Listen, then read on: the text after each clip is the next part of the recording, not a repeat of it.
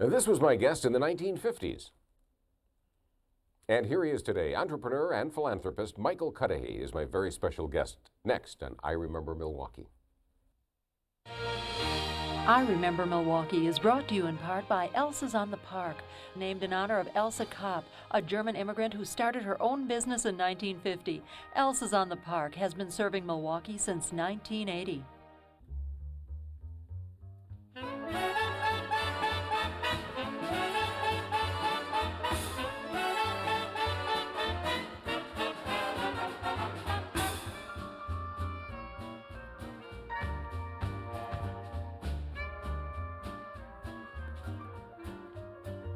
The whole thing with We could. I'm Jim Peck, and welcome to I Remember Milwaukee. Joining me tonight for a return appearance is Michael J. Cudahy. In the mid-1960s, he co-founded a small business. The company was a success, was sold in 1998 to General Electric. Mr. Cudahy has often shared his successes with the community through generous donations. In fact, the name Cudahy continues to be part of the Milwaukee area, just as it has been since the days of his grandfather. Let's take a look. This is not the Cudahy you might be thinking of. Michael Cudahy inherited the name, but not the bacon of the Cudahy meatpacking fortune. His father, John, was ambassador to Ireland and Poland. But young Michael wasn't interested in following in the footsteps of his father. He became interested in electronics. He had a ham radio station, built a recording studio, and made and sold polka records. He built his empire from the bottom up, doing whatever it took to get the job done, including sweeping the floors. He came into his own when he and a partner founded Marquette Electronics, now known as GE Marquette Medical Systems. The company has helped Michael earn his own fortune, manufacturing equipment that helps diagnose heart disorders. Apparently, whether it's meatpacking or ham radio or medical diagnostics, some Cudahy will always bring home the bacon and then share it with the community. I love the Irish music, and of course we were kidding before about doing the program in Brogue. I'll do the whole thing that way if you like. We could, yes. Yes. And is it true that you were actually born on St. Patrick's Day, or was that just made up? I was born, my driver's license shows that I was born on St. Patrick's Day. My grandfather was born on St. Patrick's Day, and my great-grandfather. Now, if you do a mathematical calculation of that, you'll find out it's one chance in 10 to the minus 18th, which means somebody's not telling the truth here. And I think what it was, Jim, is that the Register of Deeds was amenable to a little greasing of the palm. I see. To alter the day here and there, as they saw fit. We never had anybody alter the date, but in my family I had an aunt, my Aunt Anna, who worked for the Bureau of Vital Statistics. And whenever anyone in our family gave birth, that name headed the list. And otherwise it was alphabetical, but there would be Peck or McGee or Shaughnessy or whoever it might happen to be. Yeah, strangely got up there. Yes. And then, what part of town did you grow up in? The east side, the lower east side. Mm-hmm. And on Terrace Avenue, which was fairly near the lake, kind of a funny little white house. And then later in my life, my father built a big old wooden house way out on what was called then Brown Deer Road and Swan Road. And Brown Deer Road, of course, was 2 lanes wide, mm-hmm. and Swan Road, I think, was 1 lane wide. And he liked to be out in the country. He liked horses, and he liked farming. So did you like living out there? I loved it. Yeah. It's kind of out in the middle of nowhere. Were your friends able to get out to you? Yeah, I think somebody came up to my father and said, "John, how are you going to get out there?" And he said, "I have a good motor car. I'll make it. Don't worry." That's what they called them. Now, this would have been about when? Well, that would be about late 20s. I was born in 24, mm-hmm. so this was late 20s. Where'd you go to grade school? I went to Milwaukee Country Day School. And I went to the grade school there, and then I went to high school there. And then, strangely enough, I changed to Milwaukee University School. I think there was some problems there. Like, I think I was asked to move. You wasn't the world's best students. You got into my next question. I was going to ask you what kind of a student you were. I was terrible except in math and physics. And in physics, I got in a terrible, terrible argument with Mr. Leaker was my professor. An unfortunate name for a teacher. Yes. And Mr. Leaker believed that electricity flowed from positive to negative. And I was, by that time, a ham radio operator, and I knew, because it went through vacuum tubes, it went from negative to positive. So we got in an argument, and I was getting A's, and suddenly I got D's. Ooh. It turns out now in modern physics, electricity goes either way. It depends on which way you want to look at it. Ham radio, when you got into it, and it may still be that way, I don't know, but you had to build them yourself. You didn't go to Radio Shack and buy them. No, you couldn't go to Radio Shack. There wasn't a Radio Shack. You looked up, you got a book called the American Radio Relay League Handbook, and you found circuits in there, and you read about them, and then you got an old tin can and mounted some parts on it and wired it all up, and then hoped to dodge the smoke or whatever. So that's how I started. Whom did you talk to? Well, fortunately, I was a ham radio operator in Dublin, Ireland, when my father was ambassador over there.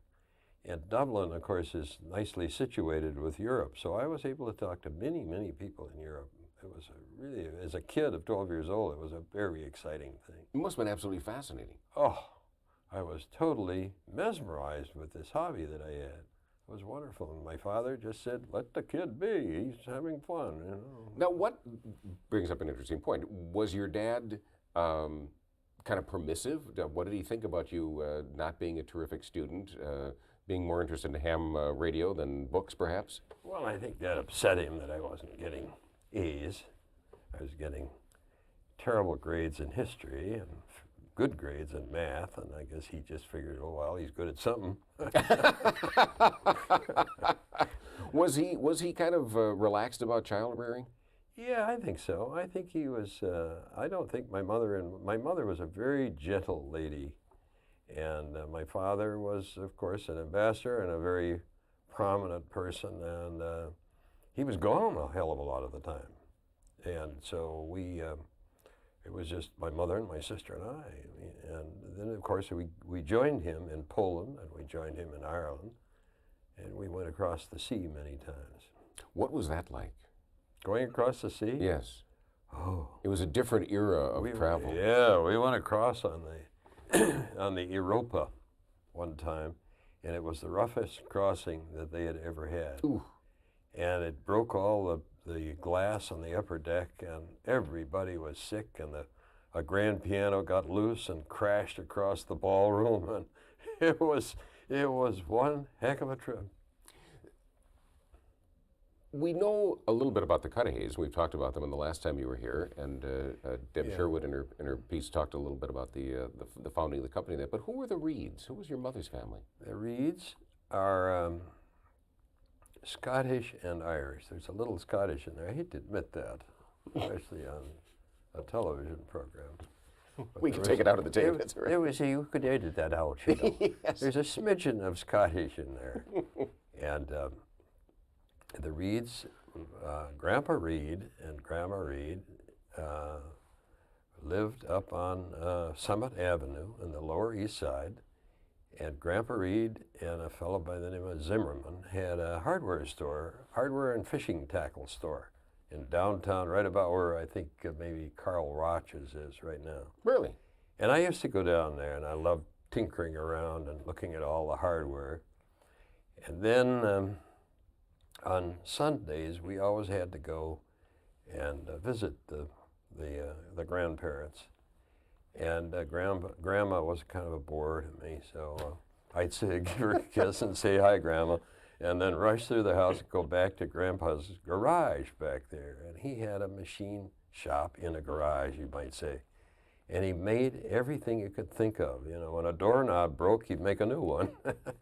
And he let me kind of help here and there. And I think that had a lot to do with my mechanical aptitude, if you will. He was an influence on you. Oh, he certainly was. Every Sunday I was there saying, what's this, Grandpa, what's that? And he was just a very patient guy. Here's a kid, 10 years old, you know, pestering the heck out of him.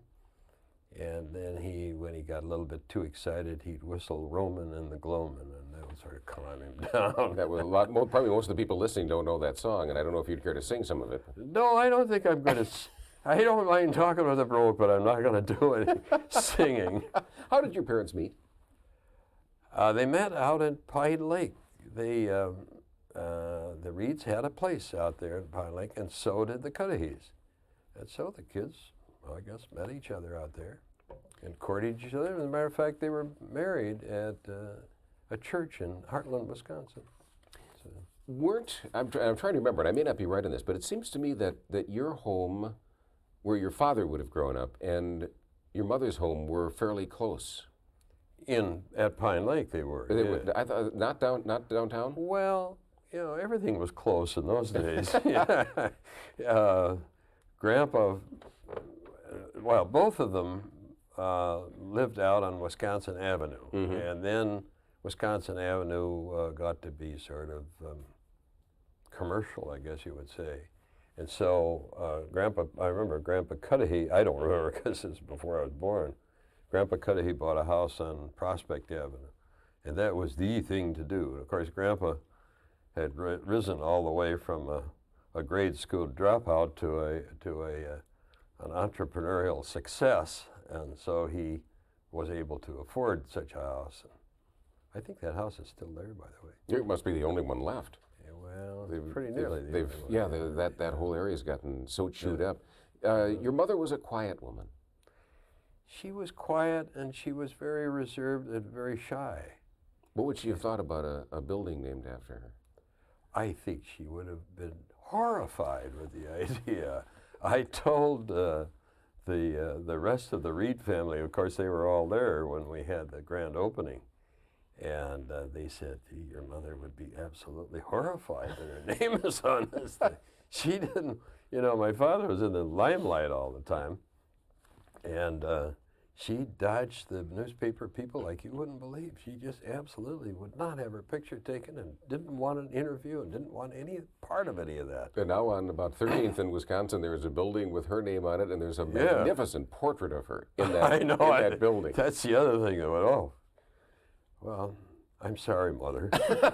What can I say? Well, I thought that's why I did that, Jim, is because I thought she was always sort of pushed in the background, and it would be nice to have a mark on this city that represented my dear mother. You were in Europe. Your father was an ambassador during the 30s and really watched the rise of Hitler, didn't he? He sure did.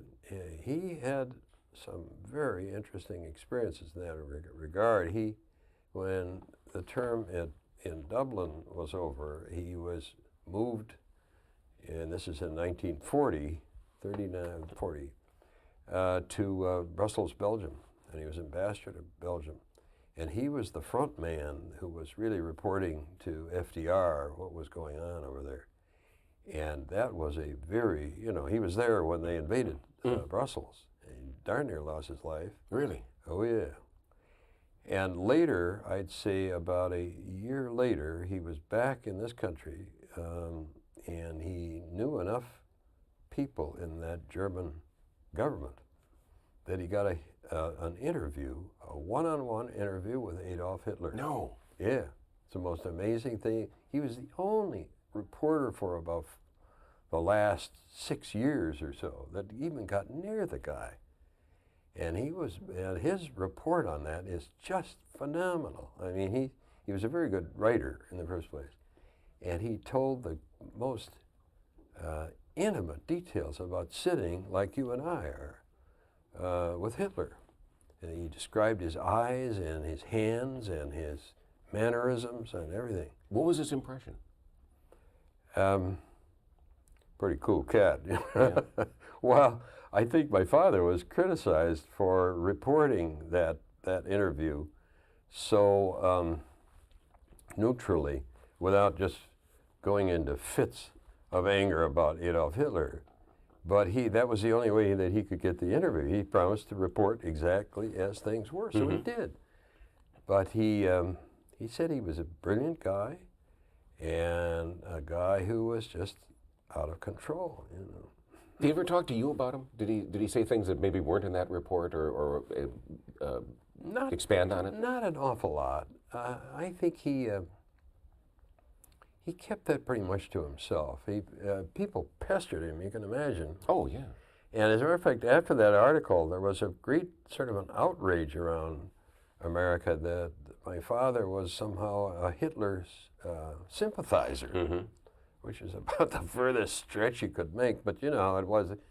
During that time, it's hard for people of the younger generation today to even feel what it felt like to have a guy like that conquering Europe. It was a phenomenal. Now, you were aware, obviously you were old enough to be aware of what was happening in Europe, and you were there for part of it. What did it feel like? What did you see happening? We weren't in Belgium. We weren't allowed to go to Belgium. There was too much, the war had started. And we were in Poland, and in Poland there was a lot of tension there. And but that was earlier. That was 32 to 36. So even then, though, it was tense. But even then, it was, you know, who is this guy? You know, there were a lot of people in Europe that thought, hey, this guy is maybe okay. Going to clean up the German act, and he just settle the economy, get the trains running. Yeah, right, and that kind of thing. Build highways and things like that. So, and in Ireland, of course, we were there for 4 years. They were, you know, Ireland maintained its neutrality during the whole war, which was very interesting too. It was fun being a naughty little kid over there. Was it? Was it fun being the ambassador's son? Yeah, I think I told you before about, well, I was going to tell you about this business of the ambassador and his naughty son who figured out how to make an explosive cigarette by cutting a cigarette into 3 pieces and making a new piece out of the middle of it with Duco cement and Kleenex, and then wrapping it all with, you know, roll your own paper. Now, you never gave that to anyone. I put the cigarette in the cigarette box, and they had a party that night, and Polish General blah, blah, blah, whoever he was, draped with ribbons, was discussing the Polish-American relations with my father, and he said, "My dear Mr. Cudahy," and he lit up the cigarette and went, "Foomph," blackened his face, and he stormed out in a rage. And my father called me in the office the next morning. I was in bed when this happened. Did he speak sharply to you? He spoke, well, he tried to, and he got to laughing, and he couldn't stop. And he finally said, "Get out of here and don't ever let that happen again." It was a very funny experience. You spent a lot of time in Ireland, and again, we were kidding about the brogue, and I would guess that you could pass for a native with the way you can do that Irish brogue. Well, I had an embarrassing experience in that regard one time. I was over in Dublin with the governor and his wife, Lisa and I, and we were just checking into the Shelburne Hotel. Unfortunately, Govey was about 5 feet away, which you'll hear is wasn't very good for me. And the lady behind the counter was the prettiest Irish lass I've ever seen in my life, and I was sort of sputtering around, and finally I resorted to me Irish brogue. To charm her. To charm her. And I rattled on for a while, and finally she leaned over the counter and she says, "Mr. Cudahy, if you don't mind, while you're addressing me, please knock off the phony Irish brogue." And of course, I'm sure Governor Thompson has never mentioned that again. He was so doubled up in laughter, I thought he was going to faint. It was a wonderful experience. Other things like that you recall? Well, let's see. More stories. This same trip, we were in a funny Irish bus. There were 6 of us. And John, the bus driver, addressed the crowd with the rearview mirror. And he was bouncing along and driving, and he says, "Now, Governor, what part of Ireland does your family come from?" And the Gov said, "Well, they come from County Cork." He said, "And the other side?" And he said, "Well, they're from County Offaly." He said, "Mercy, County Offaly? No one comes from County Offaly, and those that do don't admit it." So I never let him forget that one. Oh, that's wonderful. Your father was a very dashing man. He was. He was an ambassador. He was a statesman. He was an attorney, I believe. He was an attorney. Yeah. He was a horseman, and he died on a horse. He did. It must have been awful. He was very young. Yeah, he was 56, and he took a young colt out at about 6 o'clock in the morning out on our farm out there, Brown Deer Road and Swan Road, and without a helmet, without a hat, and the horse threw him and killed him, which was one hell of a blow, you can imagine, to my mother, to the whole family, to the whole, to the city. He was aiming for President of the United States. Can you believe? Really? Oh yeah. And he might have made it. He was one hell of a guy. What was it like for a relatively young Michael Cudahy to lose that great presence out of your life? It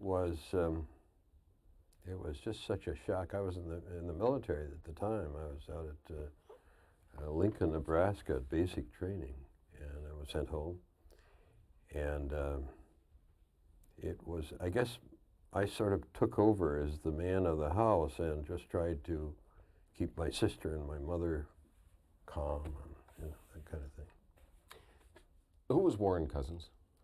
Warren B. Cousins, my old buddy, was my partner, as you know, and the guy who helped me start Marquette. Warren Cousins was a piece of work. He was a guy about 6'6", a huge man, a man who people instantly loved, a salesman of the nth degree. He was the guy, when we lost an order, a salesman would come in and say, "We've lost the order." Warren would say, "Oh, no, we haven't." And he'd grab his briefcase and shoot out the door, and he'd come back with the order. Nobody knew how he did it. One way, of course, we found out after we got the order was by pricing in certain ways that were rather disastrous. You lose money on every sale, but you make it up in volume. Yeah. But he was a fabulous, of all the mentors, Warren Cousins took me as probably a sort of a lost kid in my 20s and said, "I can make something out of you, I think." And he really did. And I listened to him. I loved him. I respected him so much. And he, little by little, got me on the path that I went on for all of those years, Quite a guy. I'm thinking your grandfather, your father, Warren Cousins. You were very lucky. Yeah, I'll say. People need mentors like that. People need, I think, well, in the first place, I think when I was drafted into the service, I went all the way from a spoiled brat to a humble kid. That was a good move. They'll do that for you. Yeah, and then I think Warren Cousins took it the extra mile, and he, of course, was very active in Marquette through all its history. Is that kind of why you've recently given land and are building a YMCA? Is that what you want to be to young people? Well, I'll tell you, I think that in this business of philanthropy, I think I told you I don't know how to spell it. I got an award the other day, and I said, I can't spell entrepreneur, and I got an award for that, and I can't spell philanthropy. In any case, I think that a guy who has the success I've had owes something back to the community. I really do. And what are you going to do? I mean, you're going to spoil your kids with tons of money. That's not a very smart thing to do. The community needs something back. And I think that particularly this YMCA that I'm building out there, well, I'm not building. The Y is building, and a lot of other people are building. I shouldn't say that I am. But I was the guy that kind of got it started with, that's the old family property. Mm-hmm. And that, everybody knows North Meadows, it's called North Meadows Ghettos, and that thing is going to change. That Y out there is going to bring those kids into an environment that is going to be markedly different than what they have. Michael Cudahy, thank you very much. This half hour went by all too quickly. Thank you for being with us. Hope we'll see you next time on I Remember Milwaukee. I Remember Milwaukee is brought to you in part by Kopp's Frozen Custard Stands, where a portion of the Thursday's Child Flavor of the Day receipts is donated to the healthcare needs of the world's most disadvantaged youth. Kopp's has served Milwaukee area neighborhoods since 1950.